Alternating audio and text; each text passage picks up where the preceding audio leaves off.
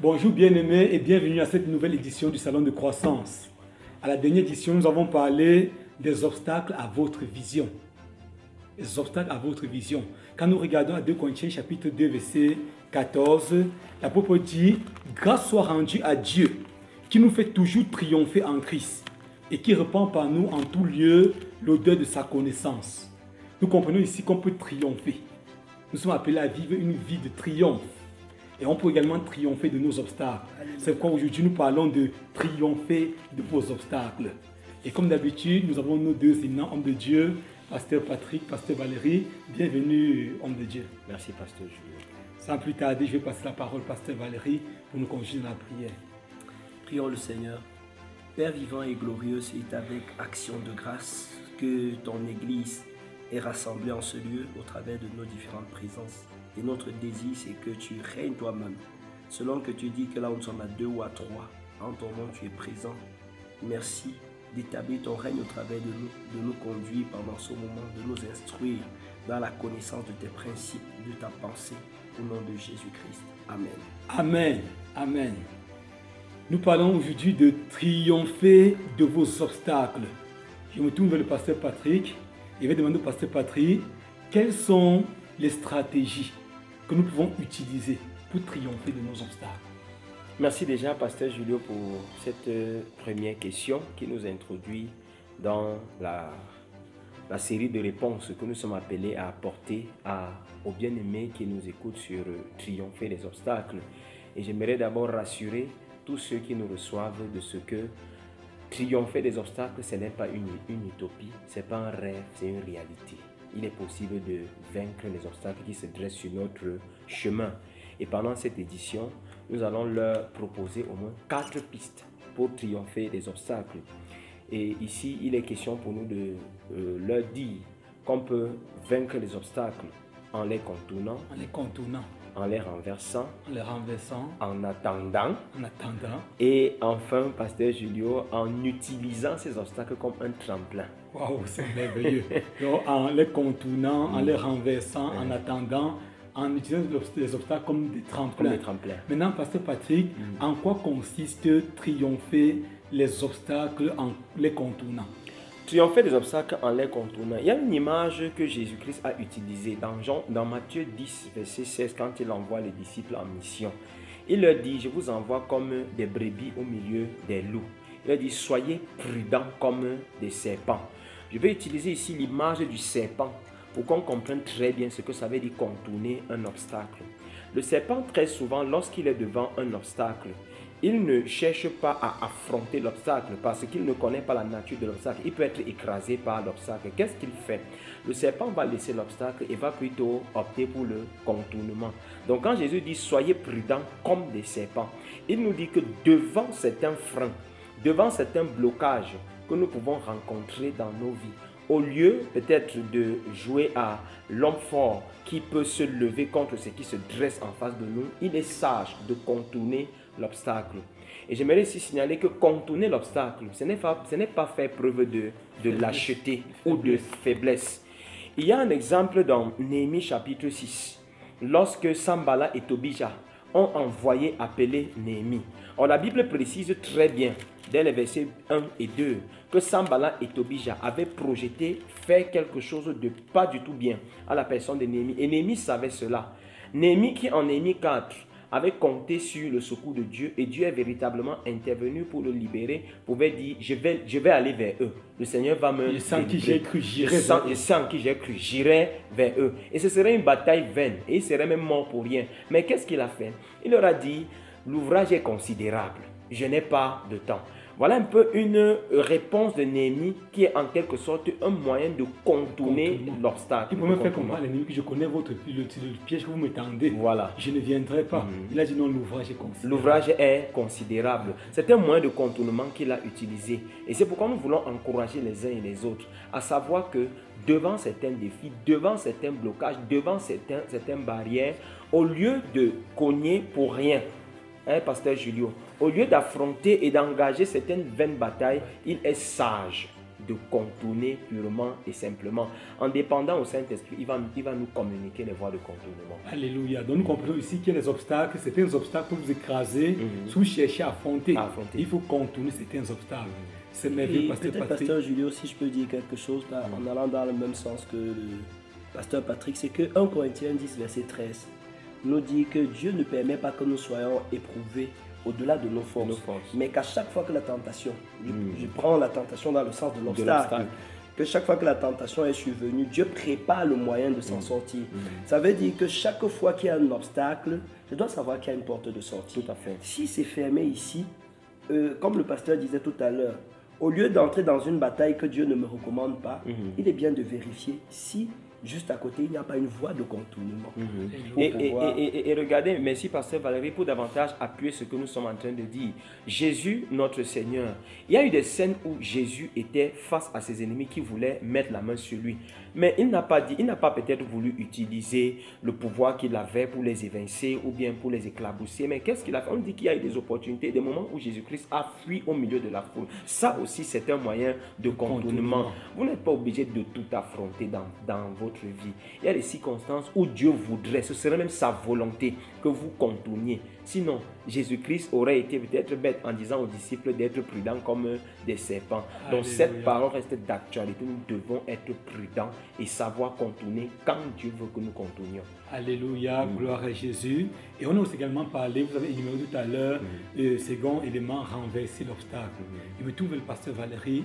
Pasteur Valérie, en quoi consiste renverser un obstacle? Tout à l'heure, pour emboîter directement sur le contournement, il est certes vrai que toutes les batailles ne feront pas de vous des héros. Mais il y a des situations dans votre vie que vous devrez absolument devoir affronter. Il y a des obstacles que demain, Dieu ne vous demandera pas de contourner. Je vais prendre l'exemple de Goliath qui se levait chaque jour et qui défiait le peuple d'Israël. Pendant 40 jours, les soldats étaient couchés au sol, ils paniquaient, ils avaient beau calculer la taille de Goliath, faire les petits séminaires de guerre sur comment faire. Goliath était debout. Et tant que Goliath n'était pas renversé, le peuple ne devait pas connaître la paix. Et c'est même Goliath qui continue à insulter le Dieu d'Israël. Il devait continuer à insulter le Dieu d'Israël.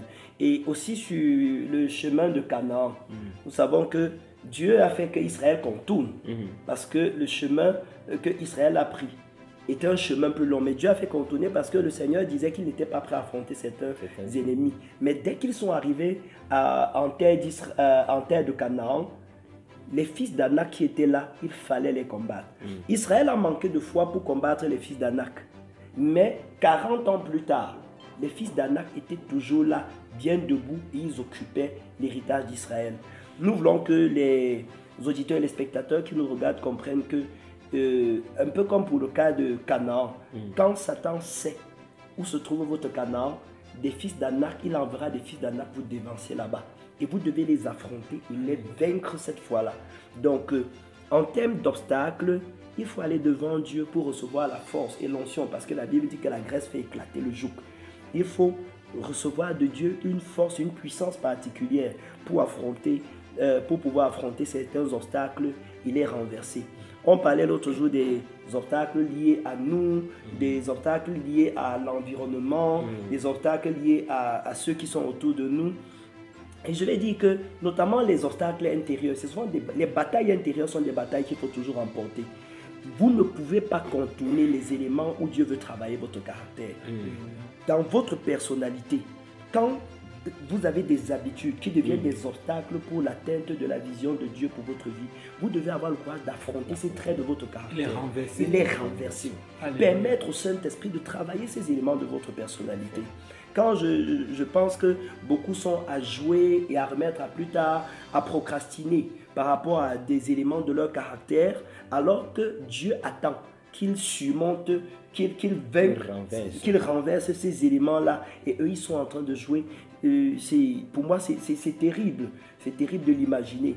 Et même en termes de personnes, je me suis rendu compte que beaucoup en Afrique fuient la concurrence. Et nous devons vaincre nos concurrents. C'est-à-dire, nous sommes en train d'avancer, même dans des affaires, et à un certain moment, au lieu d'être en train de fuir un business parce que vous estimez que le terrain est déjà occupé, vous devez, par la force, vous frayer un chemin. Un chemin dans la zone. Renverser ceux qui ont été avant vous. Renverser Pas forcément s'attaquer à eux, mais les renverser en étant le leader sur le marché, parce par exemple. En termes d'obstacles, je veux lancer une nouvelle activité. Ceux qui m'ont précédé dans l'activité et qui font des bénéfices ne seront pas fiers de voir un nouveau concurrent arriver. Ils ont une meilleure connaissance du terrain que moi. C'est un obstacle sérieux. Et si je dois fuir l'activité, parce que je suppose que c'est déjà occupé, il est sûr que je ne ferai jamais rien sur la terre. Je dois donc prendre sur moi d'être courageux pour livrer bataille face aux obstacles qui sont en train de se présenter à moi. Et regardez, permettez, pasteur Julio, l'apôtre Paul, puisqu'il a parlé de la concurrence, l'apôtre Paul, quand il est en train de gagner déjà le cœur du proconsul, il y a quelqu'un qui se rend compte que si le proconsul est gagné à Christ, c'est son business qui est foiré totalement, c'est Élymas. Qu'est-ce que l'apôtre Paul a fait? Il n'a pas reculé, il a affronté ce dernier, il a même frappé d'aveuglement. Et vous comprenez là qu'il est même important pour nous de recourir à Dieu qui nous communique la puissance. Ce n'est pas la puissance de Dieu que nous arriverons à vaincre certains obstacles. Et je veux dire ici, parfois, quand Dieu fait une promesse, les choses ne s'accompliront pas forcément automatiquement. Quand Dieu a dit à Israël, pendant des années, je vous amène dans un pays où coule le lait et le miel, un pays où coule le lait et le miel. Quand on voit dans l'Exode, on se dit que quand il va arriver, tout est bien établi, les champs sont déjà... Mais il devait renverser au moins ces 6 ennemis. Renverser au moins 6 ennemis pour entrer en possession de leur possession. Nous comprenons ici que chez téléspectateurs, parfois Dieu vous a fait une promesse, vous devez affronter et renverser ceux qui occupent le territoire que Dieu vous a promis. Et pasteur Julio, avant qu'on passe au point suivant, je voudrais faire un peu... le contrepoids entre ce que le pasteur Patrick disait et ce que je viens de donner comme élément en disant que il y a des obstacles que en voulant renverser, vous allez dépenser trop d'énergie.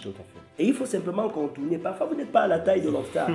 Il faut simplement contourner. Ce n'est pas de la lâcheté comme le pasteur Patrick a dit. Alléluia. Mais il y a aussi des obstacles si au lieu d'affronter, vous cherchez à contourner, ça va vous rattraper et vous allez gaspiller énormément de l'énergie sur des choses que vous pouviez pourtant vaincre. Oh, Dieu connaît que vous avez la capacité, Dieu connaît notre potentiel, il est notre victoire. Nous avons ouvert le thème en disant « Gloire soit rendue à Dieu qui nous fait toujours triompher ».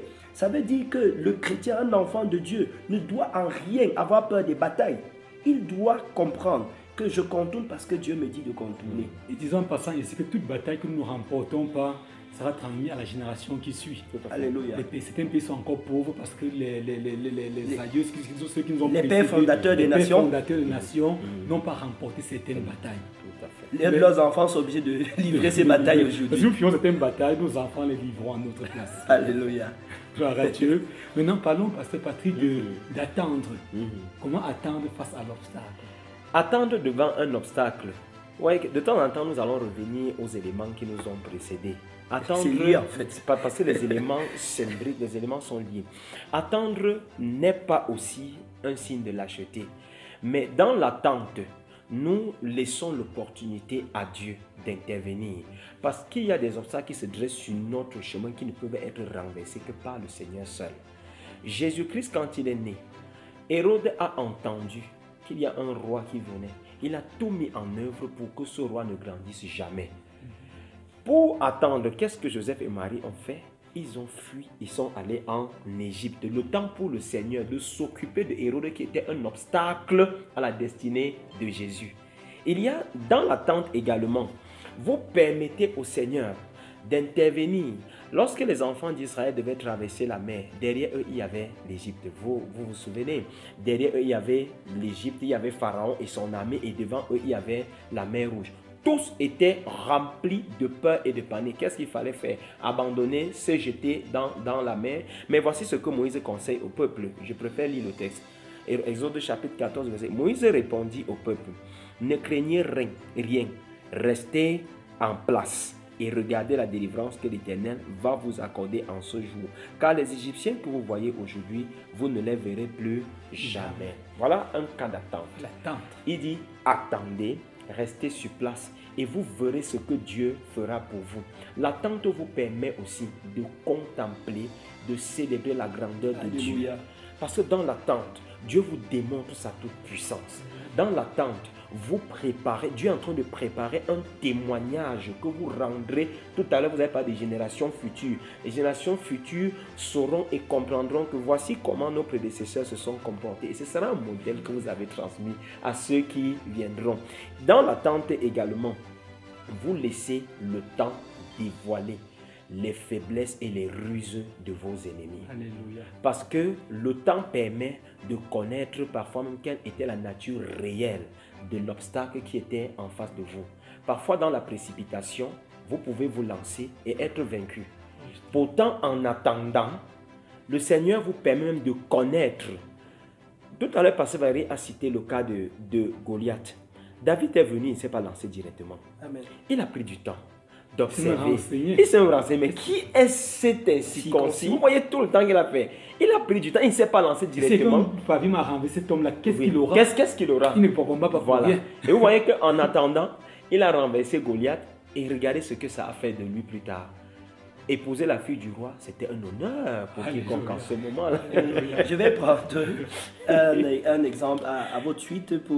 C'est l'exemple de la guerre que le roi Ézéchias a livrée contre Sanchérib dans l'Ancien Testament, où la Bible dit que Sanchérib est venu poser le siège et s'est moqué du Dieu d'Israël. Oui.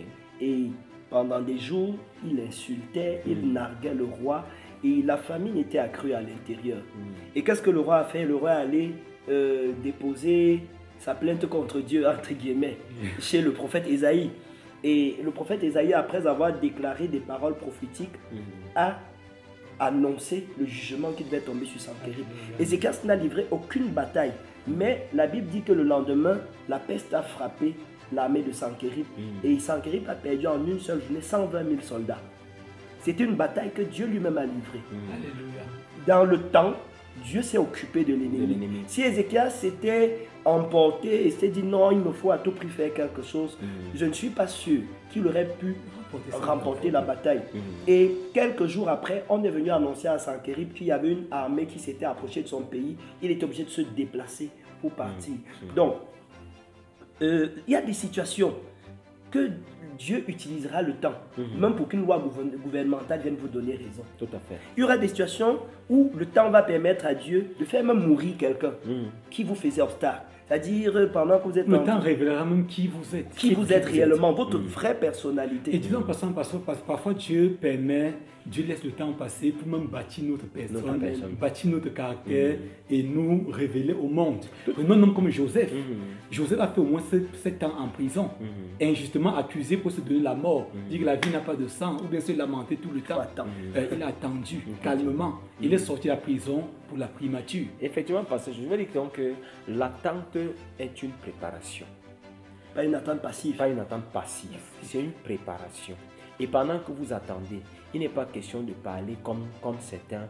Dieu va t'exposer, Dieu voit tout, Dieu connaît tout. Pendant que vous attendez, restez à la source, abreuvez-vous, équipez-vous mûrement et le Seigneur vous préparera parce que quand viendra le moment, l'attente n'est qu'une, comme nous avons dit tout à l'heure, ce n'est qu'une préparation pour affronter plus tard votre obstacle ou bien pour assister à votre victoire que le Seigneur rendra possible par sa grâce. Gloire à Jésus. Maintenant, Pasteur Valérie, parlons maintenant de comment utiliser l'obstacle comme un tremplin. Comment utiliser l'obstacle comme un tremplin. Et déjà, le pasteur Julien, le tremplin est un peu comme, comment je dirais, quelque chose de solide qui est dans un liquide et qui nous permet de traverser une zone. Donc, quand on parle d'utiliser les obstacles comme un tremplin, il s'agit de poser les pieds sur nos problèmes pour passer à une autre hauteur, pour traverser, arriver à une autre destination. Et souvent, quand les obstacles arrivent, Dieu les permet parce qu'il sait que nous sommes à la hauteur. Tout à fait. Et qu'il sait que nous allons nous en servir pour devenir quelqu'un de meilleur. Il sait que nous allons nous en servir pour passer à une autre étape, entrer dans une autre dimension de notre vie. J'en veux pour preuve encore le cas de Joseph dans la Bible. La prison a été le tremplin par lequel Dieu a mis en contact Joseph avec des serviteurs de la maison de Pharaon, a révélé les dons spirituels de Joseph, a révélé les capacités managériales de Joseph, a donné à Joseph une réputation de bon leader et de bon chef de la prison. Alléluia. Et Joseph aurait pu simplement rester là à se lamenter et tout, mais dans l'attente, dans l'attente dont le pasteur Patrick parlait tout à l'heure, Dieu a transformé cela en tremplin. La crise de Corona, par exemple, qui a mis à terre certaines économies, a plutôt révélé d'autres. De nos jours, le Corona est devenu une opportunité pour plusieurs personnes.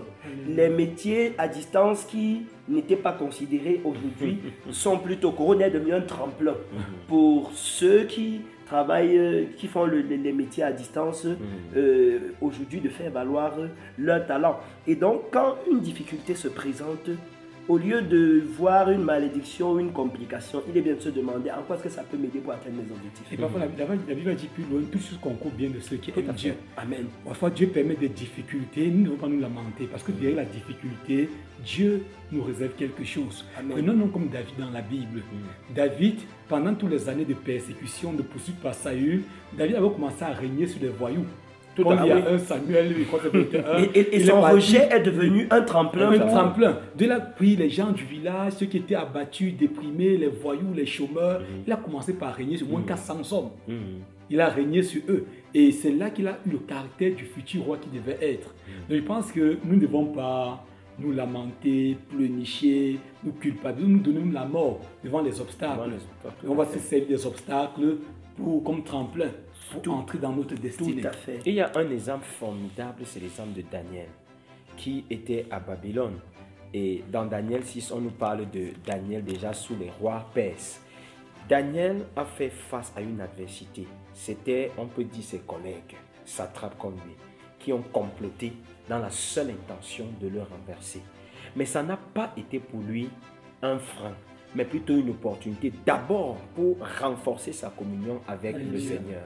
Ça veut dire que devant les défis que vous rencontrez, certainement beaucoup de ceux qui bénéficient de ce que nous sommes en train de dire maintenant ont des collègues qui se comportent à leur endroit exactement comme des collègues de Daniel.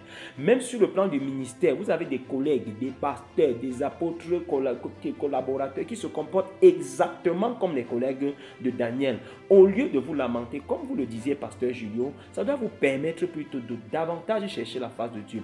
Et deuxièmement, devant la fosse qui était pour plusieurs le point final de la vie de Daniel, la fosse a été plutôt un tremplin, pas seulement pour l'élévation de Daniel, mais même pour sa prospérité, parce que pour révéler même son Dieu. Pour révéler son Dieu, parce que à la fin, on nous dit le Dieu de Daniel a été recommandé dans tout l'empire comme le seul Dieu qui mérite d'être adoré.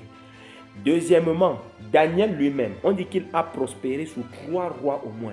Or, il a fallu qu'il passe par la fosse. Ça veut dire que chaque fois qu'un roi venait, on disait, ce monsieur que tu vois est entré dans la fosse et n'a pas été dévoré par les lions. Vous voyez qu'il y a des choses, il y a des blocages, des freins, des obstacles qui en réalité sont l'élément que Dieu utilisera pour faire de vous une grande personne demain, pour révéler votre caractère, pour révéler votre appartenance, votre identité de fils du royaume. Et à partir de même de manière actuelle, nous voulons dire à nos auditeurs et spectateurs que il arrive que nous ayons des batailles qui viennent nous aider à développer notre potentiel. Tout à fait. Et nous faire exceller en vue d'autres choses. Ça veut dire aujourd'hui, vous êtes dans un pays où vous vous plaignez qu'il y a trop de corruption, il y a ci, il y a ça. Mais au lieu de vous lamenter, préparez-vous.